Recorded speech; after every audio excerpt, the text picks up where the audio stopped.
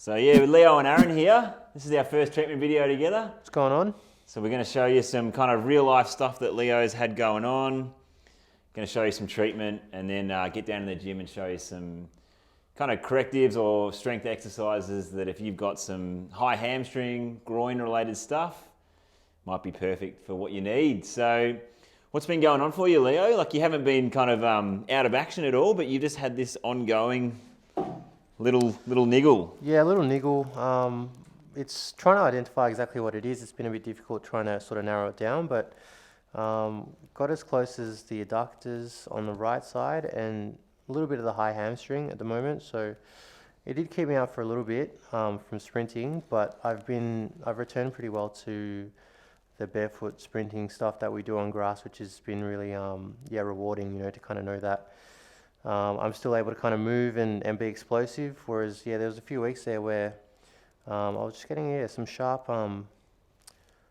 stuff, man, up in the high hamstring and the sort of lower groin adductor sort of thing. So I've been trying to sort of workshop it and try a few things to see what works to fix it. And yeah, we're getting closer and closer each time. Sometimes it's not as straightforward as you'd like it to be, and you kind of keep going back to the drawing board. But with a bit of Aaron's help today, I think we'll get there real soon. So there we go. So I'm just getting a bit of a feel about what's going on here for Leo. I'm pretty much just right on that hamstring tendon there. How's that for you in there, Leo? Is there much going on there? It's feeling really good to get treated there. It's not too painful at the moment. As I said, I've been doing quite a bit of correctives or just some rehab stuff, man, to address the area as well, which I think has kind of come good, especially in the last couple of days. So yeah, this man's always in the gym, always doing something. Always working on something, man. Movement is medicine is his motto. Absolutely. Doesn't stop. We've been pushing ourselves pretty hard in the gym on Monday nights too, haven't we, brother? We have been, man. Me and Aaron have been really kind of pushing each other, specifically, man, to kind of get our numbers up, man, and get the work in. And yeah, there's nothing like having, a training partner, man, to really kind of push you or to keep you in check, man, So what have we been posting, bro? What's kind of the stuff we've been focusing on? On our lift clubs, man, a lot of squats and deadlifts. So Aaron's kind of in charge of the deadlifts, man, and then when it comes to squats, we kind of flip the script, and I seem to get one over him when we do the squats, man. So we're good for each other though, eh? Because we kind of push each other in those different events. Absolutely. So yeah, we've got like some 1RM testing next week, which will be interesting, man. I've kind of been flirting with the 200. Well, I haven't really tried the 2 yet, but we're really close. 180 for me at the moment. So we'll see if we can get like a 190, 195. That'll be a PB, eh? That'll definitely be a PB. Yeah. Did a volume PB yesterday, 170 for 3 for a couple of sets. I hadn't done that much weight for 3 ever before. I think my previous was 160. So we're progressing nicely, man. Slow and steady wins the race, I think, with the consistency that we've been going with. Yeah. It's really gonna, the results are coming, essentially, man. So that's it. But on the off days, man, it's all about kind of, still moving the body and just kind of ensuring that the tissue gets the adequate kind of blood supply and, the nutrients it needs to recover, man. And it's one thing kind of, wanting to kind of chill out after a big session. But for me, man, it's really about continuing to move the body in a way that doesn't necessarily aggravate, the DOMs or the sore symptoms, in the days after. It's kind of about facilitating repair in the tissue. So you can do that by sort of reducing the weight or the amount of weight that you put on the bar, or even the movements. You can still be specific to, if you've got sore hamstrings after a deadlift session, you can still, do some deadlift work. It doesn't necessarily have to be with a bar. You can just do it with a couple of dumbbells or something. Still kind of activating the tissue, man, promoting some blood flow to the area, and ensuring that the tissue heals sort of adequately, man. So that's what it's all about. Yeah. So you just grade it, don't you? You really just do nothing and rest. There's always something you can kind of regress and Exactly. And get some blood flow in there. That's another thing that you've was talking to me yesterday actually about this idea of doing exercise to create blood flow in a certain area. So like right now, our treatment, it's pretty hard to see, but yeah, I'm like right pinning the adductor up here. So just a bit off the pubic symphysis there, off the bone, the ischial tuberosity. So I'm just pinning that there to try and just, yeah, create some blood flow, same as massage, but exercise does it just the same too. So maybe expand on that concept you were talking to me about yesterday too, Leo. Yeah, absolutely. So, yeah, essentially what we do with our bodies is a stimulus that we're sort of giving to our bodies. So, you know, even if we're resting or not doing anything, being sedentary, we're essentially, you know, encouraging our body to be that way, and our body's going to adapt, especially our tissues are going to adapt to being sedentary. When it comes to rehab or, you know, any niggles or any sort of soreness or pain, muscular, skeletal related, you know, generally a tight muscle, you can be looked at as a weak muscle. You know, sometimes when we think of tight muscles, we think to kind of stretch them straight away. You know, tightness needs to be stretched. It kind of sounds right, but if a muscle's tight because it's weak and therefore it's protecting itself by, you know, becoming tight and not lengthening because it doesn't have the strength to maybe accommodate some movement patterns, then stretching might actually exacerbate the problem. And so, especially if you've been stretching that muscle and you're still kind of coming back to the similar injury or the same sort of niggle or the same sort of pain, and you've sort of stretched it and tried to, you know, do that for a while, then it might be a sign that you need to actually, strengthen the muscle, you know, and you can do that by, you know, lightweight or, you know, regressing an exercise to a point where it doesn't aggravate the pain in the muscle, or it might aggravate it a little bit, but not to an extent where, you know, you can't do the movement. So assisted variations of exercises. And what that does, especially if you can do it with high volume, so a lot of reps, is really encourage blood into that tissue or to that area.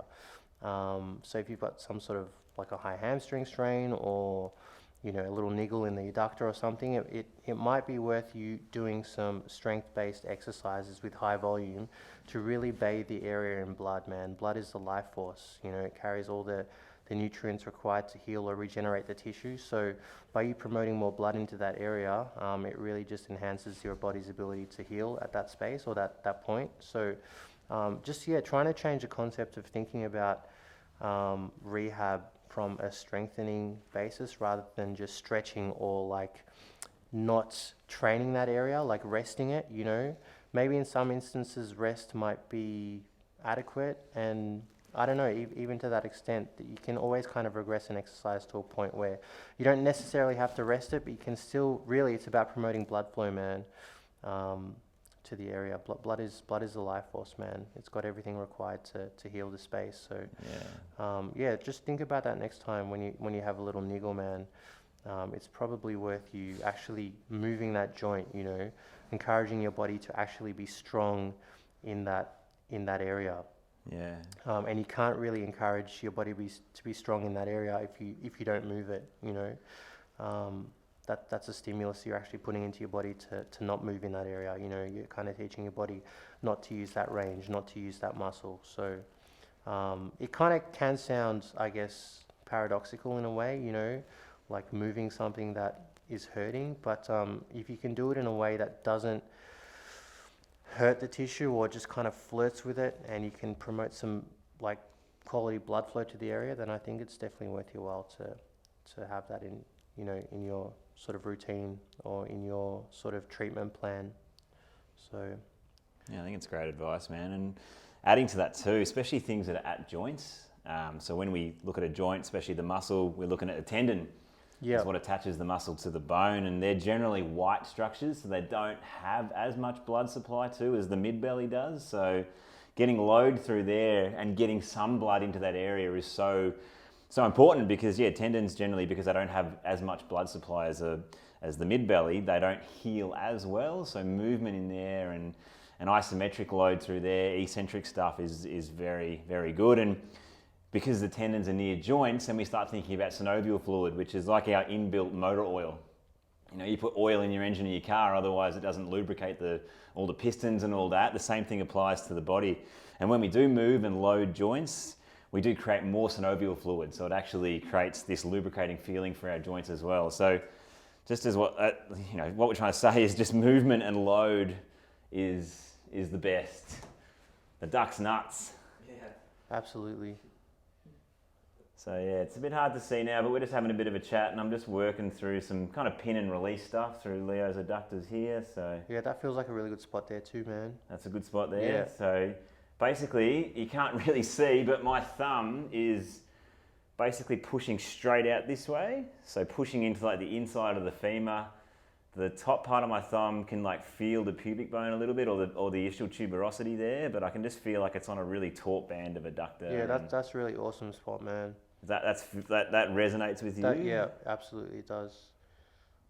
All right, we're just going to hold that there a little bit and have a bit more of a chat, and then we'll get down to the gym and show you some gold that Leo's been working on. Yeah. So what's the plans for you, bro, in the next 6 months? What's the athletic plans? Get back to some professional sprinting? Yeah, get back to some sprinting, man. It's the off season right now, so there's no kind of rush to be race ready. So I don't really have that pressure on me. Thankfully, it's kind of come at a time where I can kind of take my time with my sort of return to the sport. And I have been with the barefoot sort of stuff. So I can kind of feel it really coming good. And keen to show you guys some stuff that, after this treatment downstairs that I've been working on, that's been able to kind of help me, recover from this this little adductor strain that's been going on. So and then the season will start in the summertime, man. So we've still got plenty of winter to kind of get through. There's going to be some cold training days, man. But that's part of the plan. We've been pretty blessed Friday afternoons, though, haven't we? Barefoot out there, it hasn't been too bad, but like he talks about it as if he's got a little niggle here, and he's still kicking our ass something chronic. I'm one who like goes 100% pretty early in the session, but Leo, like, I think he knows himself so well, he builds up. So early in the session, I'm thinking, I got him today, or I'm at least going to stay with him a little bit. And as soon as we get to that half an hour, 45-minute mark in, he finds another couple of gears and just makes me feel real good about myself. Yeah, especially in the colder months, man. It's for me, it's really important to kind of warm up, man, and just put some respect and take your time with getting into movement, especially sprinting, man. It's very high intense actually. So if you're coming off a cold start, it's you want the muscles to kind of be warm and promote, again, back to the blood, ensure there's adequate blood flow in there, make the muscles kind of feel like they're on and they're ready and they're activated. And it can take some time. Warm-ups for sprint sessions can take half an hour, 40 minutes even if you have to get warmed up properly before like a meet or a race or something like that. So just taking the time that you need, especially in the colder months, man, when the muscles are a bit sort of tighter, because of the weather. And so, just taking your time with it. I think it's worthwhile. Yeah, it's good advice. So I've just gone in with the forearm and the elbow there, and I'm just going to finish off with, because we've done a lot of pin and release work with the thumb in that area, I thought we'd just finish off with a bit of a flush down the hammy. So we'll see how Leo goes with this one. But I want to do a little bit of a shout out, because you've had a practitioner interview with Ninja, but talk about your background a little bit. I think you went into that a bit with Ninja, but we're both, Middle Eastern brothers. Yep. Armenian skin for Leo, and I'm Assyrian, so we're from similar parts of the world, which is cool. You love your culture and where you've come from, eh? Absolutely, big part man. of you. Look, as I was saying in the interview vid, man, I'm half Armenian, I'm half Tanzanian also, so my Armenian side's kind of similar to Aaron's Assyrian background, man, similar parts of the world. But my Tanzanian side is obviously from a different part of the world as well, East Coast Africa. So it's just it's two kind of different cultures, man, but we both like to barbecue, which is really cool. Some good food on either side, man. Man. It's awesome. You got plans to climb Kilimanjaro at some point? Trying to head back and visit the fam, man. And it's interesting having fam in different parts of the world. you've kind of, got to make time to get out and see them, man, and kind of make those connections. So I'm really looking forward to getting out there again and connecting with some family, man, and putting on the culture. So COVID kind of got a bit between us, but hopefully all things are back in check now, man, and we can kind of get out there and do those sorts of things. Yeah, that's good, man. We'll finish off this stroke here, and we'll get down and show you some stuff in the gym. But yeah, I guess one lesson to take out of this is when you've got a niggle, just prioritise the body work as well. Find a practitioner that you know can deliver this work, and if not, just do it yourself. Get some tools from around the house. Just get a lacrosse ball or something where you can pin wherever the spot is that you need it, and get to work with trying to fix your own stuff. But thanks for sharing a little bit about what's going on for you lately, man. Let's get down to the gym and show them some more stuff, eh? Let's do it, man. All right, we're down in the gym now. We're going to show you some stuff that Leo's been working on and some extra little juicy ones for him to try as well. So the first one, I guess, is like a Copenhagen plank, isn't it? Yep. So it's like a side plank, but it really fires up or forces you to fire up your adductor. So Leo's going to show you here how to do it. So just foot up on a bench, kind of like knee height is where you want the bench. So you can kind of regress it so you can have one leg on the ground here if it's too difficult, because this, if you haven't done this before, man, it can be quite intense on the adductor. So just come up to a position where you're kind of horizontal and parallel to the ground, and then slowly see if you can come from that knee onto a foot, which will probably put more load on the adductor, and just become a bit lighter through this foot. If you can take it off the whole way, just as light as you can, so you might need that assistance with the toes, but just come off completely if you can, and just try and hold it isometrically here. So just try and be quite parallel, even, really hunting for this, you'll feel it, turn on there. If you want more, you can kind of lower it down so the muscle's lengthening, but you're still providing or having strength through there. So then you can kind of rep it out like this. And again, like just bring blood flow and attention to that area. Pretty taxing, eh? Yep.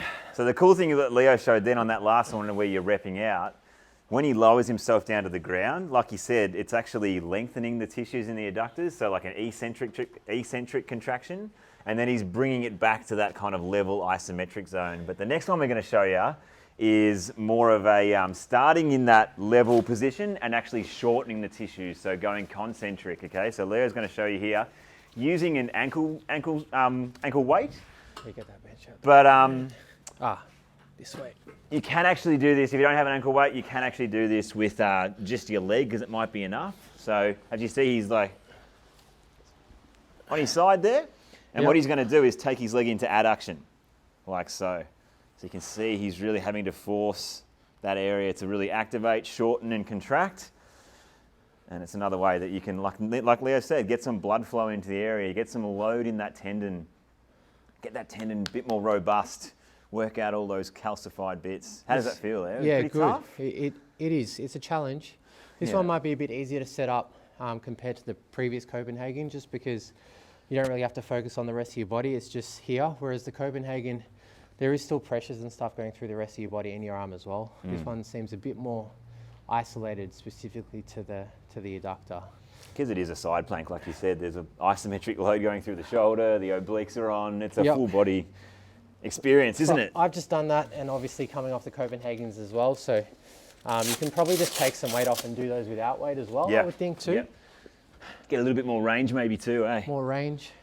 That feels pretty easy compared to when you had the weight on, hey? Yeah, but it's still, because I've taxed the muscle already, it's still quite challenging, you know what I mean?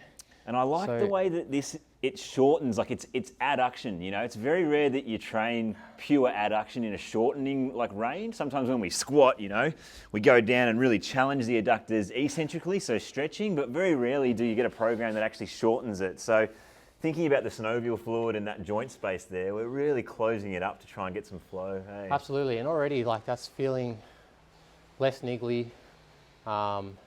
Yeah, it's just feeling a bit more integral now, and I think that's a consequence of the blood flow to the muscle. The tissue's expanded now. There's a lot of blood in there, and it feels right. So high volume, which means, yeah, anything over like 10 reps really, man. If you can get like a set of 20 out, you know, maybe not on the Copenhagen's, but on that one there. Was there a name for that particular exercise, or it's just kind of like an adductor smash really, right? Yeah, an adductor with ankle weight. Yeah. For lack of a better, awesome name. Yeah, so high reps if you can, you know?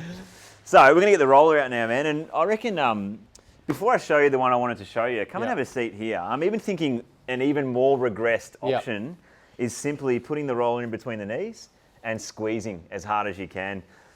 So you're going to get some isometric contraction on both adductors. And I'm even thinking, like a lot of people that have adductor issues, they struggle getting into internal rotation. So we could even feed a bit of an internal rotation exercise there too, where we get both legs out like that and get into squeeze. And then we might just get him to do some full inhale through the nose and then full exhale out the mouth. All the way, all the way, all the way, until you got nothing left. All the way. Keep breathing out, keep breathing out, keep breathing out, keep breathing out. Yeah. And you feel like it activates more. Yep. Yeah. And then go again a few more times. So breathe in the nose. And as he breathes out the mouth, literally until you got nothing left, you'll see him start to shake a little bit and he gets more out of these tissues. Go one more. And out. Good, man. All the way out. Until you got nothing left. Nothing left, nothing left, nothing left. Fantastic. All right. Good. So the one I wanted to show you with Leo, we've done some adductor stuff. Now, because he said it's kind of in the hamstring as well, we wanted to address the hamstring tendon too, okay? So this is an exercise by a guy called David Gray. I love this stuff. It's such a good way to train the hamstrings concentrically and isometrically. So Leo's going to come down and lie on his back. And he's going to put his right heel on top of the roller there. And what I'm looking for, because Leo's a sprinter, this exercise, it trains us in gait positions. So when we're sprinting, we notice that when we're striking, we maintain a little bend in the knee and everything activates. The whole leg gets all these co-contractions happening in that position. So if we can train corrective exercises in the same position, for Leo being a sprinter, this would be a really good exercise. So what he's going to do is bring this left knee up to his chest, arms down by his side, slight little posterior tilt in the pelvis so his spine is nice and neutral. And then what he's going to do is just raise his bum off the ground like an inch, and all the force is getting put through the heel on this roller. So there's massive amounts of contraction that's having to happen in his glute, hamstring, and a little bit of calf. And I'll go into... I feel that calf as well. It's the whole posterior chain. It's the whole posterior really, chain, exactly. It's really targeted up here in the... And this idea of co-contractions, when we're running, it's like everything in the whole leg is contracting at once. So this is a great way to get the glute, hamstring, and the calf on all at once. And the reason why we're doing heel-based stuff, when we do this exercise on the heel, we're working the proximal tendon, so where he has his issue. If we did it on the forefoot, it'd be working the distal tendon. So if you've got some back of the knee stuff or lower hamstring stuff, that could be one that you want to explore a little bit more too. So yeah. All right, yeah, felt good. That lit it up, man. Nice. It lights it up. It's another thing about, we don't train the hamstrings in that concentric shortening way, you know. A lot of it, think about deadlifts, eccentric and then bringing it back. But to train that shortening, other than hamstring curls on the machine, you don't really get that. And at least, hamstring curls on a machine compared to that, that's in that gait position. It's specific to the exercise, man, or to the sport, so. That's it. And now you were also thinking, you were brainstorming last night. Yeah. You reckon the glute max? I reckon the glutes has something to do with hips as well. So it really is a hip issue in general, man. And the hips are, there's a lot going on at that joint. So I think it's important to, we hit the hamstring, we hit the adductors as well. We can talk about hip flexors maybe another time, but let's focus on the glute today as well. So I think you had another exercise for that also. Yeah, I like this exercise to train, glute max and glute med as well. So we've got a kind of split stance lunge with a feedback mechanism as well. So this mechanism is going to be pulling him into internal rotation bias. So what he's going to be doing is just going into these lunge positions here as he fights that band pulling him in. And we'll just get him to rep out 10 to 15 here. And I just want to see if we can get his glute to light up a little bit. It's good, Leo. Good, man. Getting him to really squish that whole foot into the ground. You can feel that coming on a little bit now, man. I can feel that coming on a little bit. Again, this right side of mine, man, my quad sometimes, or other muscles, other structures want to take over in this lunge. So I definitely can feel it a little bit in my glute. But the further I go with it, the more I'm feeling my quad wants to kick on there. dominate the movement. So there's another one we can do for glutes as well. So just a basic glute bridge. You've probably all heard of them. Just want to come into this position here. Kind of get your feet, they don't have to be under your knees, but just anywhere here, just past your knees. Find that posterior tilt again in your pelvis by kind of contracting your glutes, and then fire up, really squeeze your glutes. You can start off with an isometric here. The more you kind of hold, the more you'll feel obviously your glutes start to kind of ramp up. And you can really find some, I guess, what would I call it?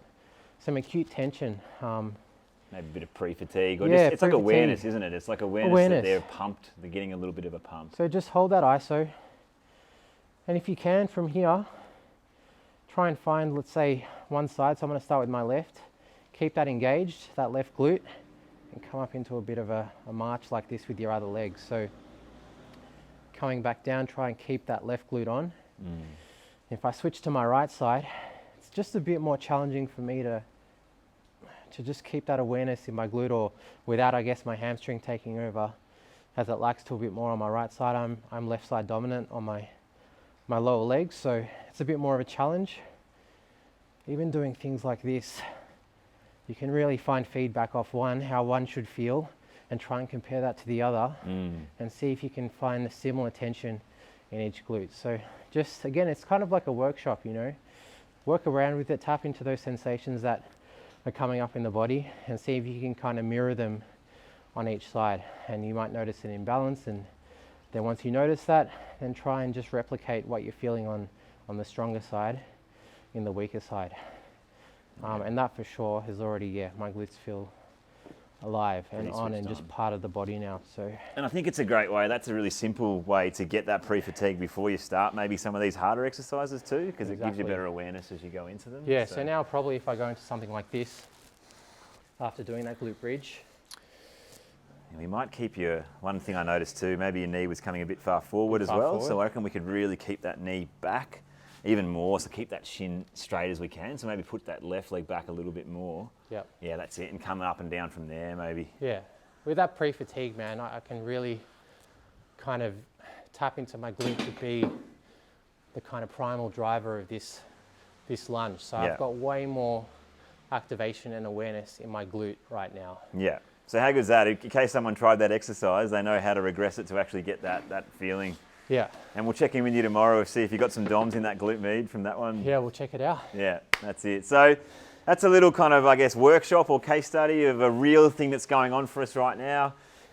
Leo, you know, he doesn't stop anything. He doesn't let it make him not do anything. There's always something in the gym you can do, whether it's a aggress thing or, you know, he's still lifting with us last night and sprinting. So there's always something. You've got to find what you can do. Always a way you can kind of regress the exercise as well, as I was saying, you know, to a point where it doesn't have to specifically aggravate your pain or the symptoms that you got going on, but we can regress the exercise, you know, with assistance, with a band, even holding onto something into a lunge, you know what I mean, to take more pressure off that affected area. But as long as we're still getting blood flow in there, you're helping your tissues out immensely. Yeah. So remember the blood flow thing. Yeah, blood is life. To take away from absolutely. Today.